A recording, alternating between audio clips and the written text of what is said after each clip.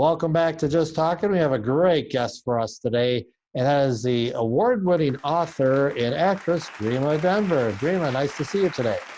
It is so good to see you, Jason. Thank you for having me. You are an award-winning author, and I believe you wrote a book about Bob Denver, who you were married to. So let's hear, what is this book all about? Well, really, the book is about, I wrote it as a gift to Bob's fans. There's so many people who grew up with that show and only knew him as Gilligan, or if you're old enough, as Maynard. And Bob was an exceptional human being. And I wanted people to know the person behind those characters. And so I wrote a book. I have it right here. It's called Gilligans Dreams. And we met when I was cast in a show with him. I was an actress in my young life. And it was instantaneous. I mean, the minute we met and shook hands, it was just electric. And we were together for almost 30 years until Bob passed away. And today, as a matter of fact, is the 16th anniversary of his passing. How was he off camera? He was very different, very different than people would imagine. They think of Gilligan as sort of the nebbish and very childlike. And of course, Bob had those qualities. He had a childlike quality that was beautiful in that he was curious about everything, curious about everybody. He had wonder.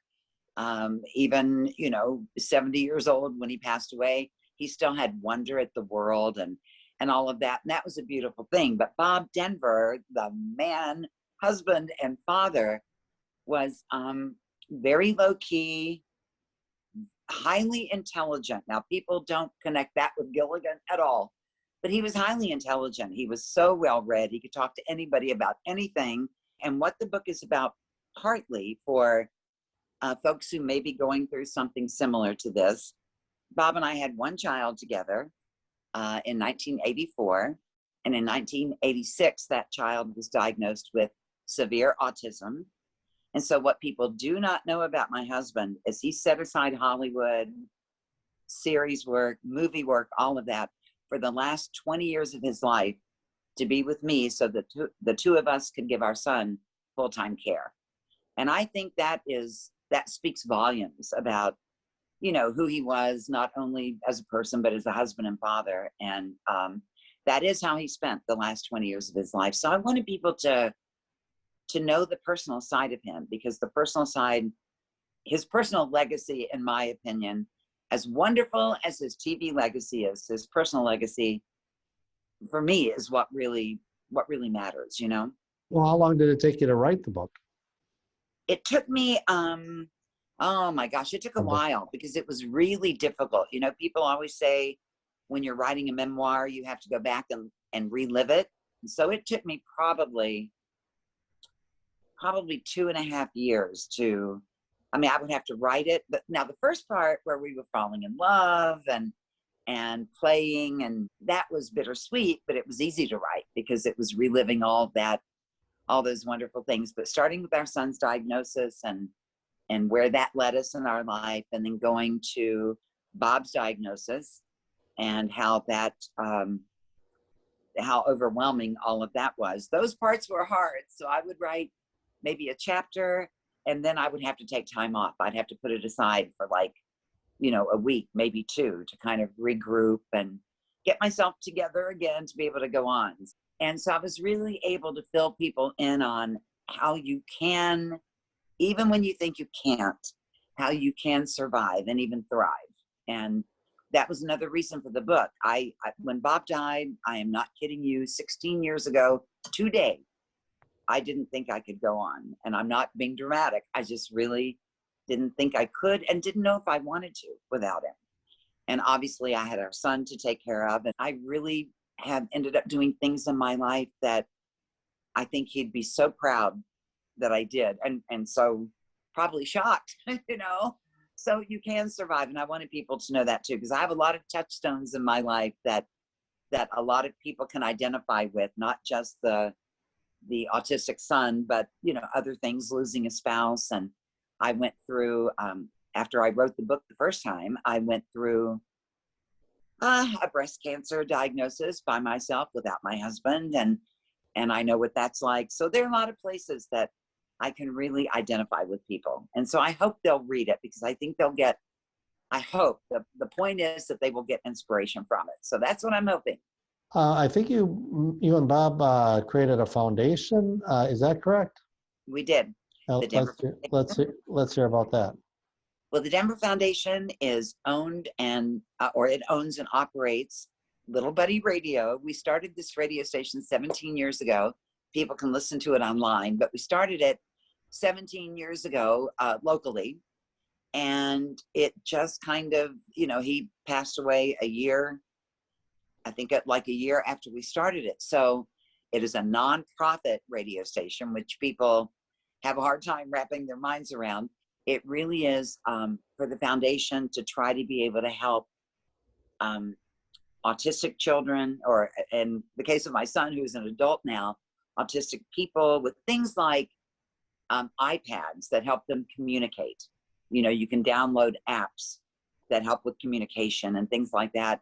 We have supplied special wheelchairs and bathtub chairs and a lot of things that have helped families who are struggling, because again, I can identify with that too. I know what that's like. So I'm really proud of the foundation. I'm very proud of Little Buddy Radio. Let's talk about the radios, the Little Buddy Radio itself. So if someone tunes into it, what are they going to hear?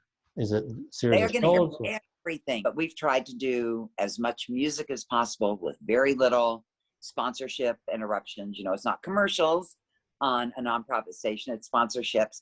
And it started out, quite frankly, as an oldie station. It was going to be 50s, 60s, and 70s. A radio station all about good music. I didn't care which genre or what year or what decade. It didn't matter to me as long as it was good music that sort of fit the feel that I was trying to create with the radio station. So you'll hear, oh my goodness, you'll hear obviously 60s, 70s, some 50s, 80s, little 90s, some current if it fits the feel, if it's got that sort of R&B, like a Bruno Mars kind of a thing, where he's sort of updated that genre.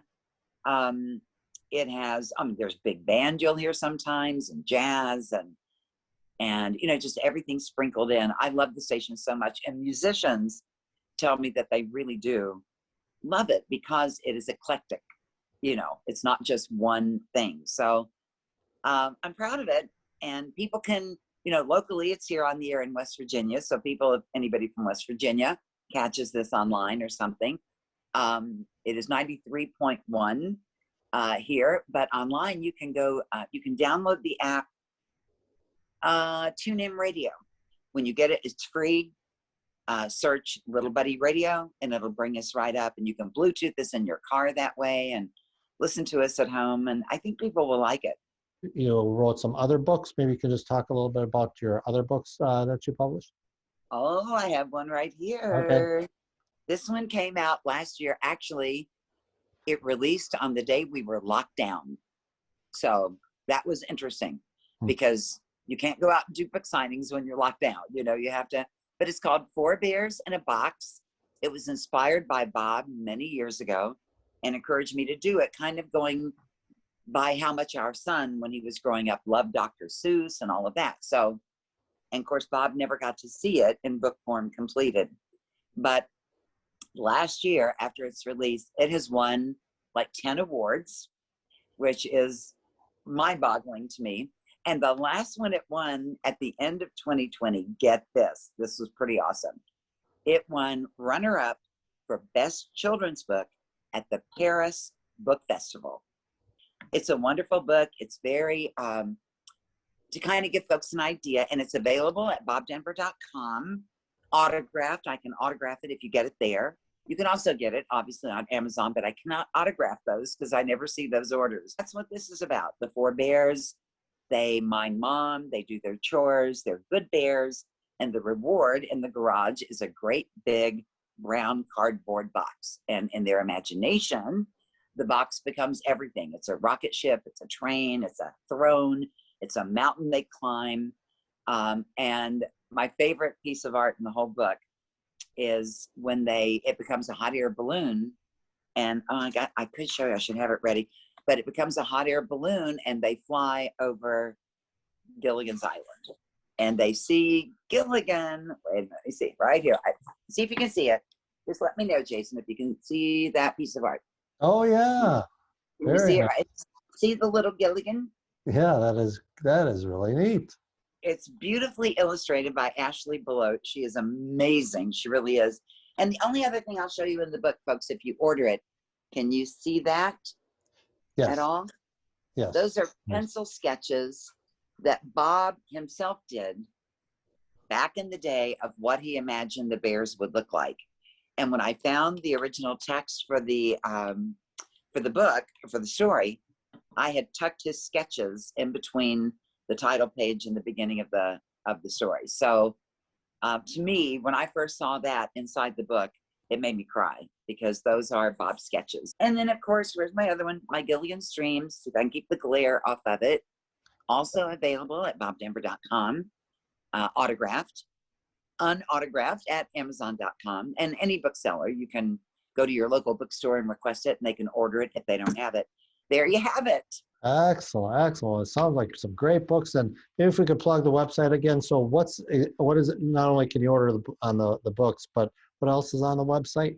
bobdenver.com. Oh, on the website, you can get, I have very few left, but I do have replica Gilligan hats that Bob had made, thousands of them years ago. And they are modeled on, or they are replicas of his hat.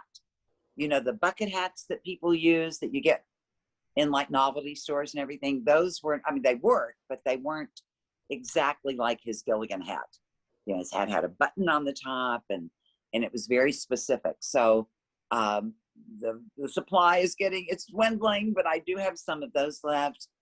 I have obviously 8x10 photos. I have, gosh, what else do I have? I have Gilligan and Skipper dolls, few of those, not a lot of those, but I have a few of those. Oh my gosh, you'll have to go on the website. Okay, well, that's a I'm good not sure teaser. what I do have. Oh, that's And good. Bob's book, you know, Bob wrote a book, the only book he ever wrote in 1993 called Gilligan, Maynard, and Me. Hmm. And I have lots of those. So there are 3 books available. If the signature doesn't matter, then Amazon.com, you can get them there. All And it's right. 5-star rated. It's got all 5 stars, and I'm really proud of it, and I hope he would be too. All right. Well, we definitely thank you for talking about this today. We'll definitely check out the website and the radio station as well, and your books. And you just do an excellent job as an author and also with the foundation. And Dreama, we thank you so much for talking with me. Thank you for having me. It was nice to spend this day with you guys. Thank you.